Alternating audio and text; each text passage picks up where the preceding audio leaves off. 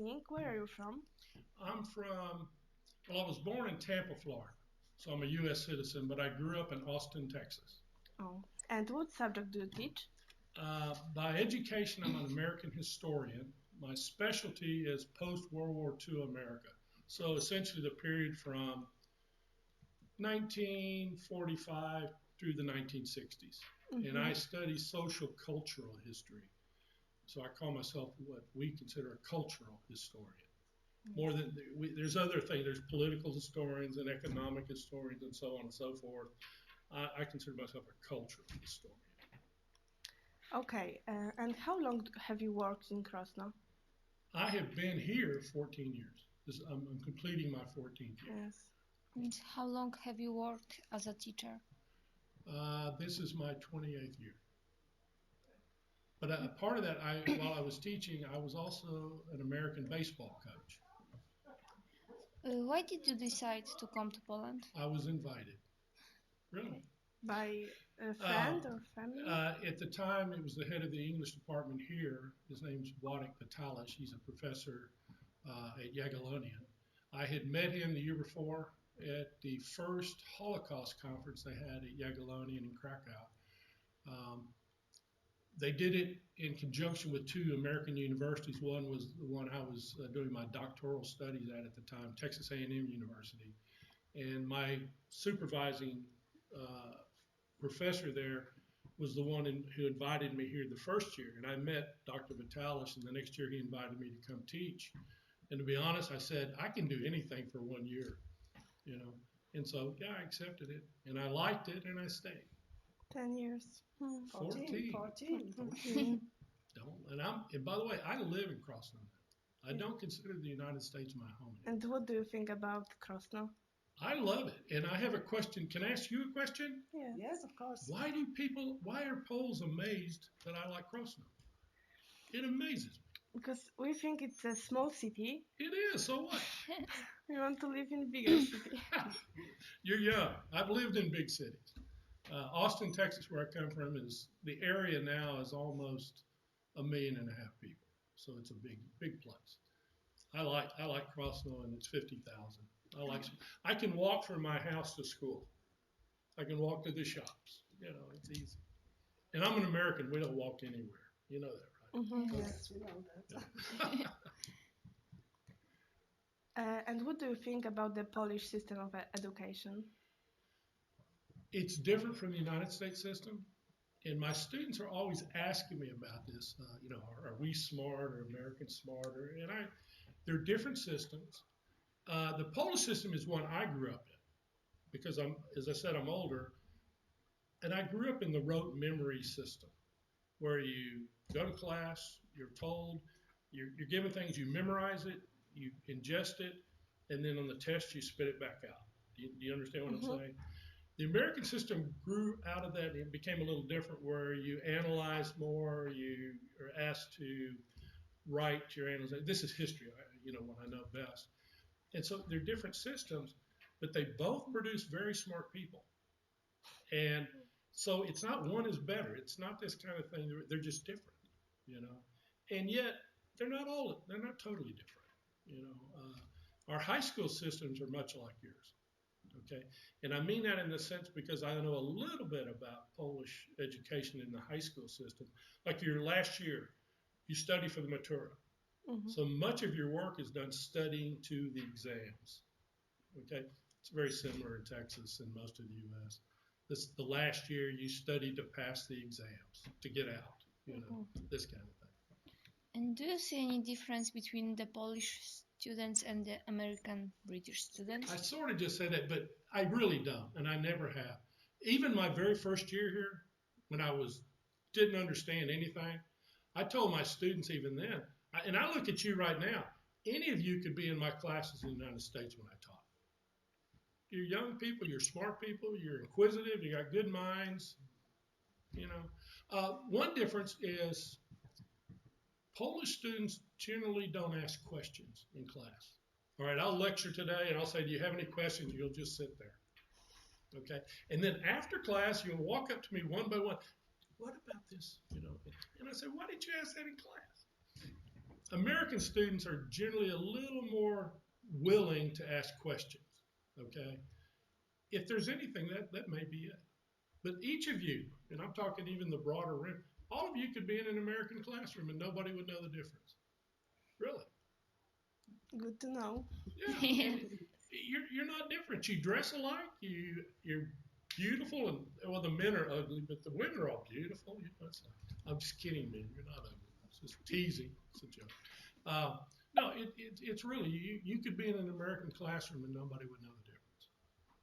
And now, do you feel safe in our country? Yes, I do. Now, do you want a bigger answer to that question? No. Okay. No, I feel very safe here. So that's good to know. Yeah, Yes. I feel safe. As a matter of fact, I feel safer here than I would in the United States. Yes. Sure. I grew up in the United States, again, 50 years ago. I remember going to college and coming back the first weekend, and my parents were gone, and they locked the house. My house had never been locked in my entire life. I didn't have a key. I couldn't get in my own house. I had to go to a neighbor to get a key to get into my house. Today, you have triple locks on everything. You know, Poland, I don't feel like I even have to lock my front door. Yeah. So yeah, I feel safer. And what do you like most about Poland or Krosno? Are the people kind, helpful to you? Well, people are very friendly to me. Very friendly. Always have been since I can. There's an inquisitiveness about, I guess, because I'm a stranger, people like to talk to me. By the way, that's an annoying thing too.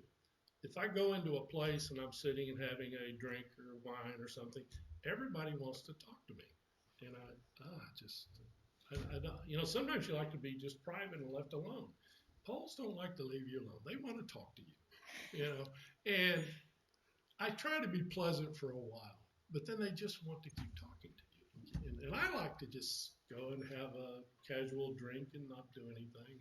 It's sort of funny. It can be funny. Yeah. But no, and I'll tell you what I really like, but this is maybe partly me. I love the sense of family that Poles have. This idea that just this closeness among families, and it doesn't end just because you moved away. You come home for your holidays. I love that. That's not always true in the U.S. As a matter of fact, the idea of real sense of togetherness and family, it's important for many people there, but it's lost on some too. And that's sad. But then there's a lot of diversity in America that you don't have in Poland. You're not a diverse society like we are. I mean, we're so many different ethnicities and kinds of people that maybe I'm overgeneralizing. But that's one thing I really get here, and I really do appreciate. It's a sense of family. And maybe come back to your work. And what do you like the most about your work? Honestly, my favorite thing is I love young people. I do. I like working with young people who are, especially in college. In seniors, you're getting this as you finish your high school. You're learning to think for yourself, and I like to watch minds grow. I get students in college, and this is the first time really on their own. Okay, they've come. They're in a flat here. They've always lived at home. They have to learn to make their own rules, to find out what's wrong and right for themselves in a way that mom and dad aren't always there, or grandma or grandpa, and so on. And I love to watch minds develop. I love to watch people gain confidence in themselves.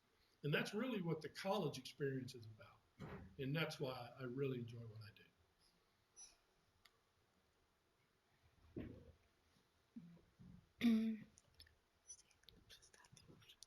And how did you find yourself in the new surroundings after coming to Poland?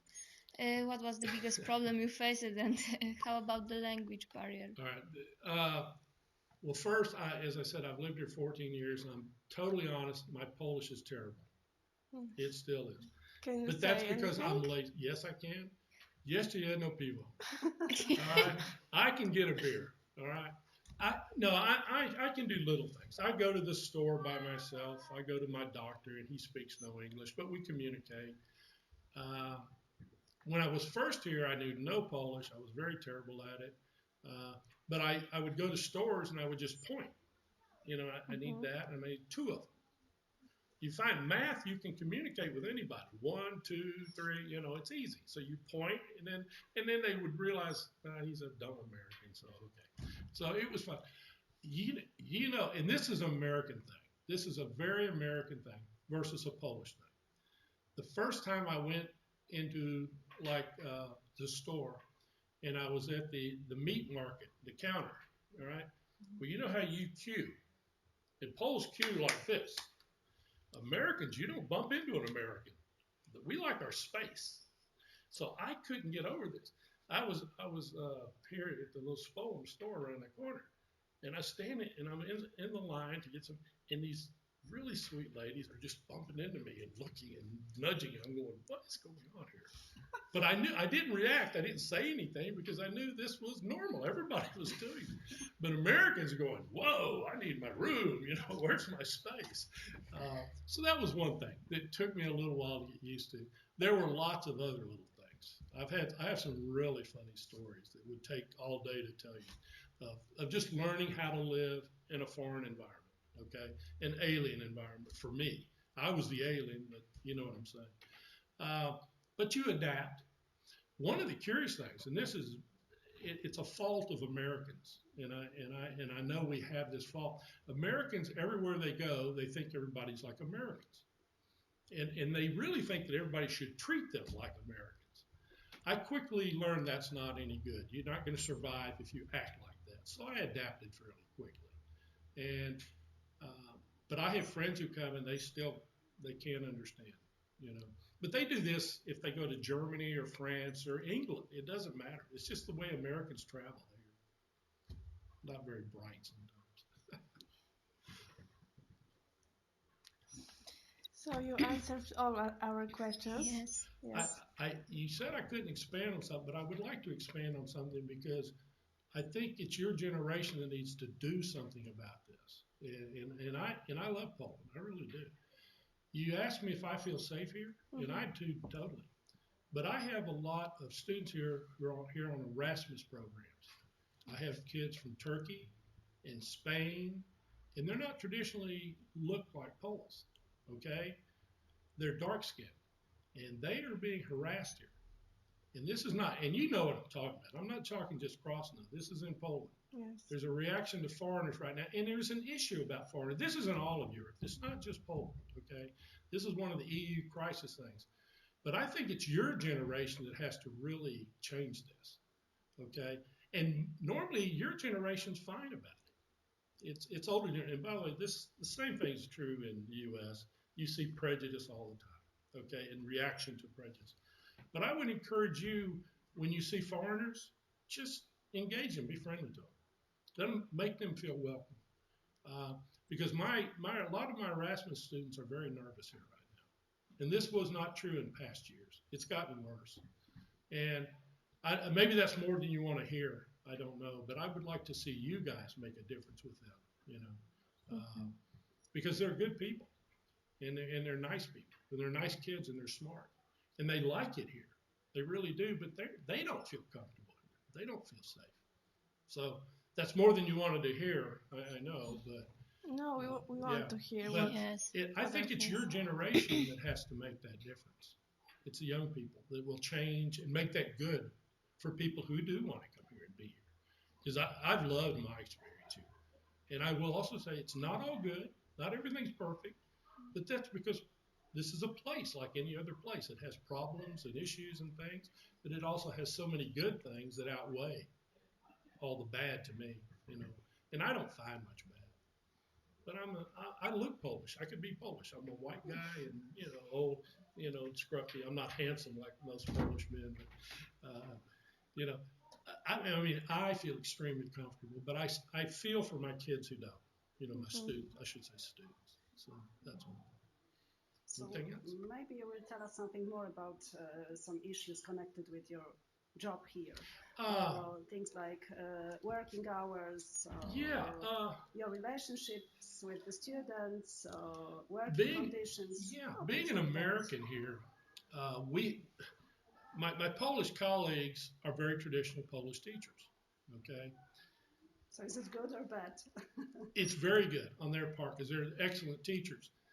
But it's not friction. I don't want to say friction. There's allowances here made for native speakers, as we're called. Okay, for outsiders who come here to teach. There's a difference between the Polish, or excuse me, Krosno teachers and our Krakow teachers that come. Difference in attitudes and how they do classes. I'm very open with my classes, very informal, very friendly with students. Most of my Polish colleagues are not like that. They're more formal, and I respect that. Okay. I will also tell you, not all American teachers are informal. Some are very formal. Okay. I'm more an exception. I'm very informal with students. Part of it's I'm older. Part of it's I don't have a traditional process in education. I've been teaching 28 years, but 10 years before that, I was in private business. Okay, I was doing other things in life. I didn't come here as an academic into the education process. I came as a businessman. And so I didn't look at education like somebody who had gone through 12 years of high school, 4 years of college, and then, post grad classes, and then right into teaching. I was in the outside world. I did all kinds of things. So for me, I have a different attitude about what I'm doing with people than all teachers, not just Polish teachers, because like I said, there's plenty of American teachers who are very formal in what they do. Uh, so that's one thing. Uh, as far as bureaucracy and administration and education, that's everywhere. It doesn't matter. There's always paperwork. There's always meetings. Uh, my colleagues will tell you I hate meetings. I absolutely hate meetings. For me, I tell them all the time, if you can put it in an email, I don't need a meeting for it. Just give me an email, put me a poster. But we go to meetings. I have to go to meetings. I go to meetings. Uh, but no, there's not a lot of difference in what I've experienced here in terms of the administration and bureaucracy of education and things like that. How we administer it and things like that. How we administer it and things like that can be a little different. But as I said earlier, there are some differences in the two education processes and systems, but not that much. Do you ever miss your business job That's a before you really good started? question. No, I don't. I you know, I will for all your students here. Don't think, and this is something contrary to what your teachers are going to tell you for the most part, and I know your parents tell you. They're going to say, "Oh, you got to go to college, and you got to do this, and you got to do this, and you got to do this," because this is how you prepare yourself for life. I really agree with that, and you should. But I didn't follow that prescription, if you want to call it. I went to school originally to be a lawyer, and then I changed into business, and then I came out and I was in business, and I hated it. I didn't like. I was very good at it. I made money, but I didn't like it. And I just, in the middle of my 30s, I decided I wanted to go back and be a teacher, and that's what I. And actually, I went back to be a baseball coach and teach in high schools. Okay, we have amateur athletics like very competitive in the United States. You don't have them anywhere near that here. Uh, but while I went back to school to finish a degree that I didn't finish correctly the first time, I got into. I was coaching a little baseball, and I met a professor at this small college that I was at, and he encouraged me.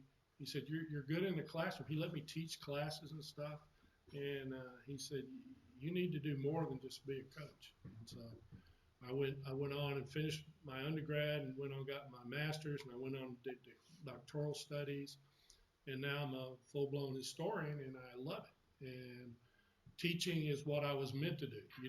Some people go into it as a career. For me, it was a good passion, and so I like what I do very much. I would advise all of you that whatever you do, make sure it's what you like. Don't force yourself to do something you don't like. It's not a good choice for anyone. because your life will be happier if you do what you can. Now, I had opportunities to do that. It's like coming to Poland. A lot of people couldn't just pick up their family and come. Okay, I had no family, I had no children, I wasn't married, so it was easy for me to make an adjustment to come here. Okay, that wouldn't work for everybody. Not everybody would be able to do that.